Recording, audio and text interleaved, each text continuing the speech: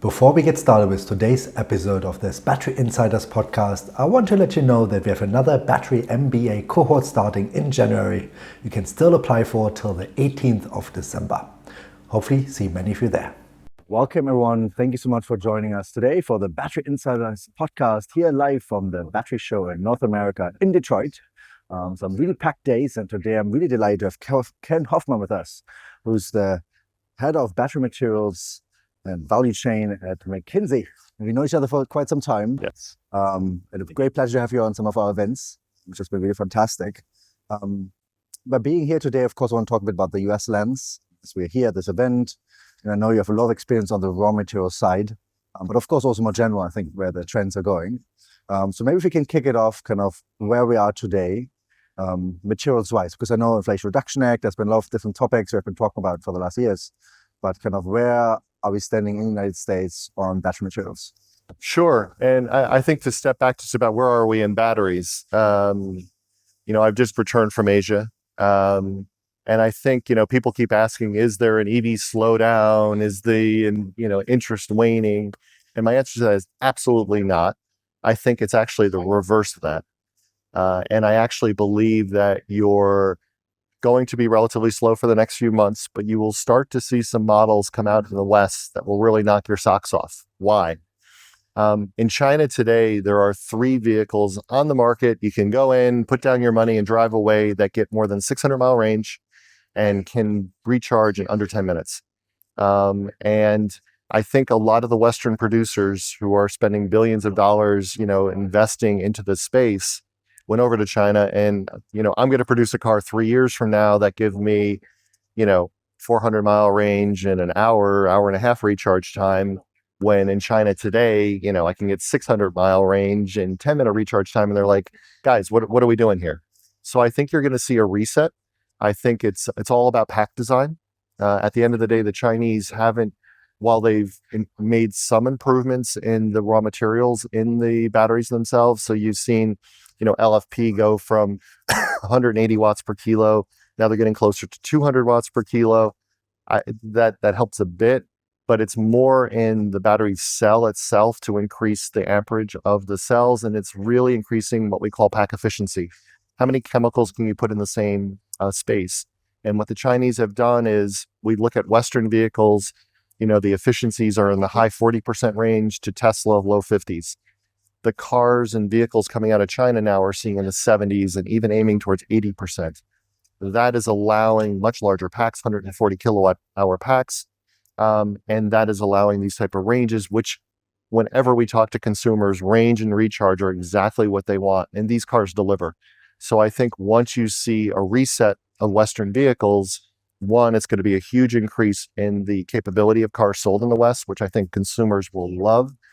And from a material standpoint, that means they're going to come back and sort of demand these materials in an even bigger way. So demand for lithium, demand for iron phosphate, demand for iron manganese phosphate, which I think could be the next sort of big wave of cathode material.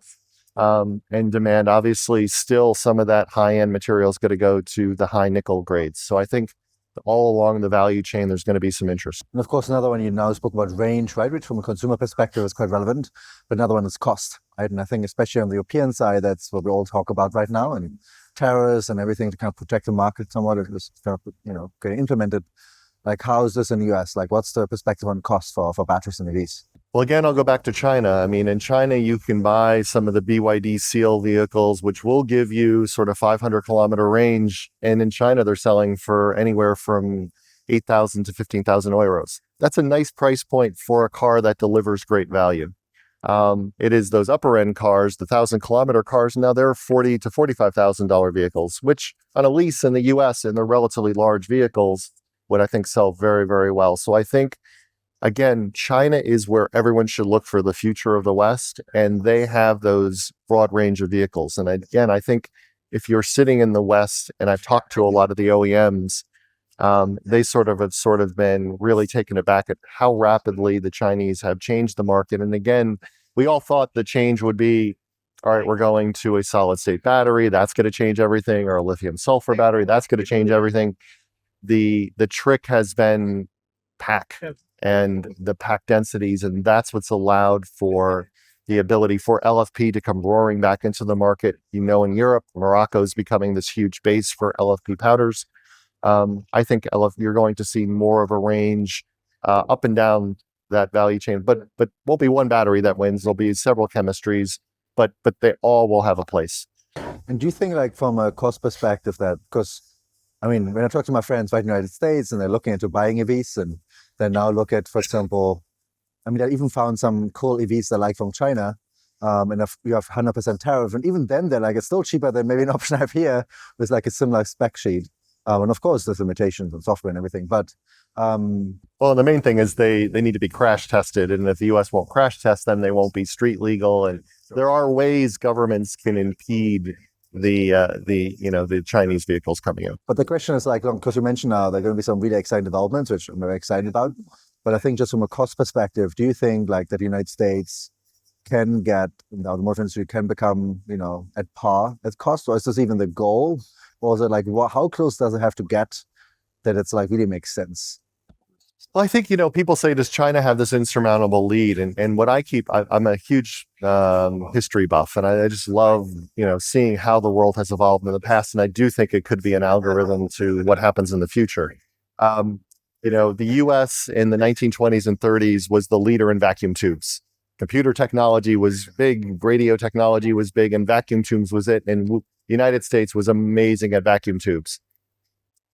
Japan came out and said, I can't beat the US in vacuum tubes. They're just too good. They have too much of an infrastructure. They have everything going for them. So they went to transistors, and they made a bet on a new technology that vastly dropped the cost, vastly increased the capacity, and then the world went to transistors. And for about 15 years, Japan ruled the world with transistors. But then the US couldn't compete with the Japanese on transistors, and so then you saw semiconductors. And then that sort of became the US. So does China's lead, is it insurmountable? No, I think what you need is for these investments in these new cell technologies, be it lithium metal anodes, be it lithium sulfur or other different variants. I think that's where the investments could really drop costs, because we always tell people, if you're not targeting $20 a kilowatt hour in cost long term, you shouldn't be in this space. And so I think those are the investments that you'll see the technology change. And I think you'll see that's will give other countries the opportunity set to become big. Note that there isn't really a major North American battery producer. Europe thought they had one. I don't know how that's going right now. But I think what you're going to see is you need domestic industry with domestic innovation that is going to grow up.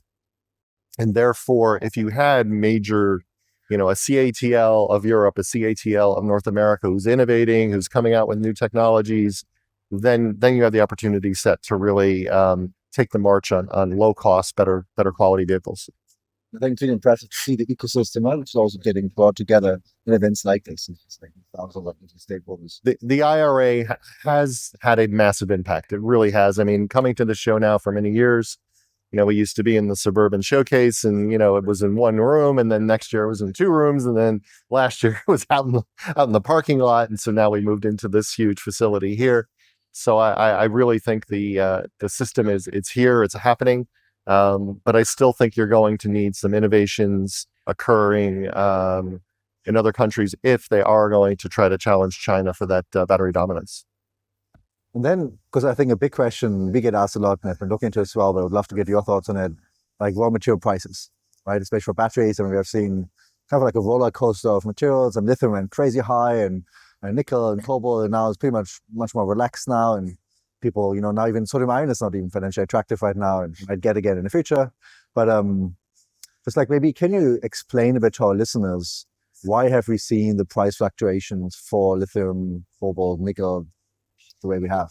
Well, I think for lithium, cobalt, and nickel, number one, they were relatively niche metals, particularly lithium and cobalt. I mean, you think about it, 10 years ago, lithium was 180,000 metric tons for the entire world. It was used for medicines and for Gorilla Glass on your phones, very niche, small areas. And then all of a sudden, we saw this incredible demand increase. This year, over 1 million tons of lithium products will be produced.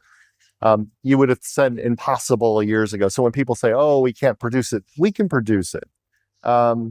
But when you have an industry where one, it's so small, there's no real spot market, inventory build, even a little bit of an inventory build will really start to snowball. And you did see that in China where people said, oh, the price is going to go up. I better buy some inventory. Oh, well, the price is going to go up more. I better buy, and you saw huge increases in inventory not really being used. And then all of a sudden, China is very good at building lithium refining capability, much better than the West.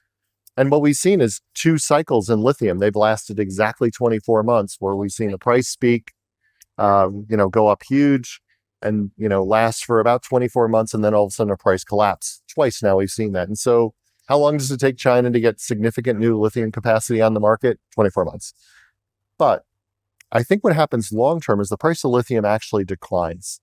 And the reason why I say that is there are now a friend of mine from Tesla called me and he said he's come up with 96 companies with direct lithium extraction technologies. I can't not believe that because every time I go to one of these events, there's 5 or 6 more companies I never heard of who say, oh, we have a direct lithium extraction technology. But these direct lithium extraction technologies promise a huge decline in overall capital expense of these facilities as well as operating expense. You're talking about facilities going from multi-billion-dollar facilities to hundreds of millions of dollar facilities. You're talking about, some cases, $1,000 conversion costs for spodumene to lithium products or, $500 conversion costs from brines to, say, carbonate or hydroxide. So you're really starting to see huge changes as 3 or 4 of the 96 DLE technologies actually work. Then I think you'll see a dropping of cost. And now that you have, yesterday Rio Tinto said they're going to acquire Arcadium, you're starting to see very deep pocket companies with huge research capabilities enter this industry. I really think they're going to look for economies of scale. And so particularly in the lithium standpoint, I think you'll really see cost decline. And then could the same be true for turning manganese into manganese products for NMC and LMFP? Yes. Can you see, big investments in phosphate for lithium phosphate? Yes. And I think over time, you'll actually start to see costs decline on the material standpoint. And then you just mentioned, on the mining side, but of course, we also touched on refining, right? Which is also, I've had a lot of conversations here, which is also one of the massive gaps in the United States. Do you think that's something where the US will move into more, or what's the approach about refining? I think if the US is going to become a major refiner, they can't try to copy the wheel. They can't try to out-China China. I think China, is such a massive industrial complex. There's efficiencies of scale there that are just unbelievable. However, again, I think if people are looking at new technologies that skip a lot of the processes but can still get the same product, that would be the opportunity set for companies in the West. But I don't think you can go over to China, look at one of their facilities and say, I'm going to build that in Iowa and I'm going to be competitive. I just don't think that works. But if I say I have a new membrane technology or I have a new, regenerative technology or, a technology that uses chemicals in a different way to be very, very efficient on a much smaller footprint, then I think you can actually vastly reduce both your OPEX and your CAPEX. Then you can be competitive with anybody in the world. And that's kind of like, you have been now in this industry for some time. You have, been at all of these events. Maybe what are some other things, like some of the trends you see overall and you kind of maybe hope to see, maybe if we would come together again in a year's time? What's maybe what you're anticipating? Well, I would like to see an expansion of governments investing in this industry. A lot of the problem that many of these, particularly battery companies, have is they need to sort of get off the ground. And we did see China make a lot of investments in a lot of, say, cell companies and when those cell companies had money, then they could go to the raw material industry. And then all of a sudden you have this virtuous circle of demand sort of, bringing supply up. And so I really hope that you see both in Europe and North America, governments continue to make really big investments.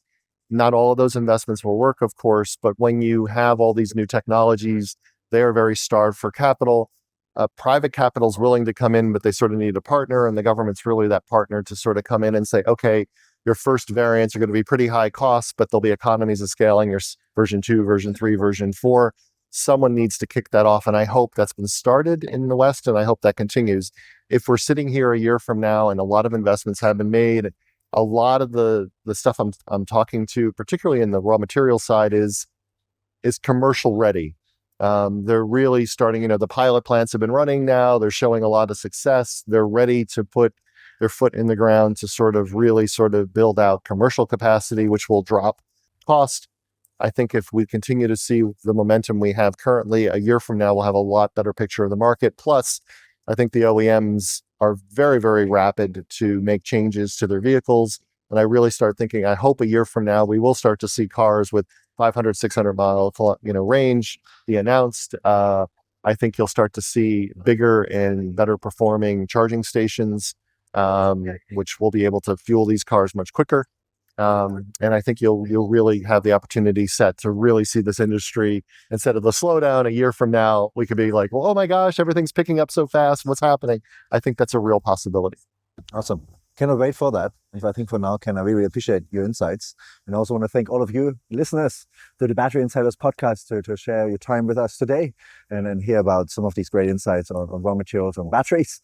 And yeah, this was Simon Inke, founder and chair of Battery Associates. Here was Ken Hoffman at the Battery Show in North America in Detroit, talking about batteries and supply chain. So again, Ken, really appreciate your time.